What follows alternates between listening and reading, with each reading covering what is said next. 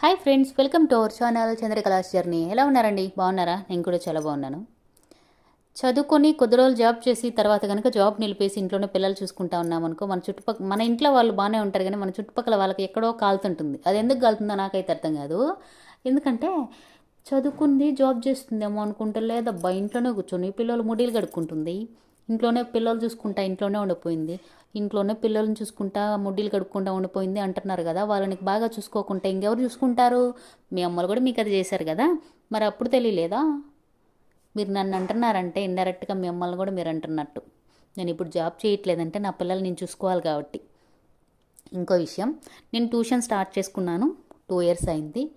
నేను జాబ్ చేసే మనీ ఏదో నా ట్యూషన్లో నాకు వచ్చేస్తుంది, దట్స్ ఇనఫ్ ఫర్ మీ. ఎందుకంటే జాబ్ చేసినట్లయితే మార్నింగ్ వెళ్ళాలి, ఈవినింగ్ రావాలి, పిల్లల్ని చూసుకోవడానికి కష్టం.